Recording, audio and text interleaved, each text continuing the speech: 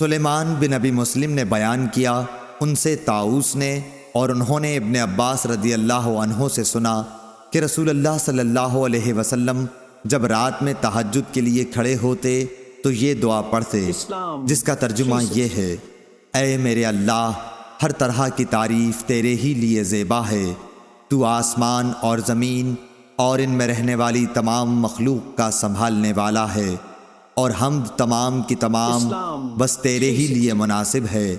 آسمان و زمین اور ان کی تمام مخلوقات پر حکومت صرف تیرے ہی لیے ہے، اور تعریف تیرے ہی لیے ہے۔ تو آسمان اور زمین کا نور ہے، اور تعریف تیرے ہی لیے زیبا ہے۔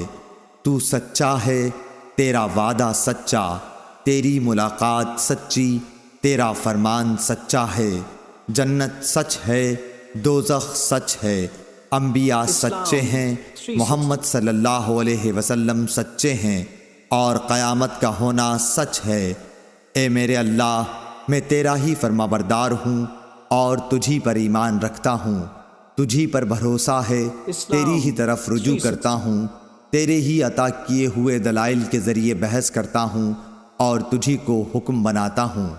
پس جو خطائیں مجھ سے پہلے ہوئیں اور جو بعد میں ہوں گی، ان سب کی مغفرت فرما، خواہ وہ ظاہر ہوئی ہوں یا پوشیدہ۔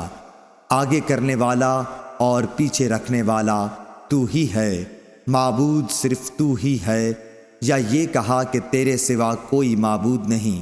ابو سفیان نے بیان کیا کہ عبد الکریم ابو امیہ نے اس دعا میں یہ زیادتی کی ہے: لا حول ولا قوت الا باللہ۔ سفیان نے بیان کیا کہ سلیمان بن مسلم نے طاؤس سے یہ حدیث سنی تھی، انہوں نے حضرت عبداللہ بن عباس رضی اللہ عنہ سے، اور انہوں نے نبی کریم صلی اللہ علیہ وسلم سے۔ صحیح بخاری حدیث نمبر 1120۔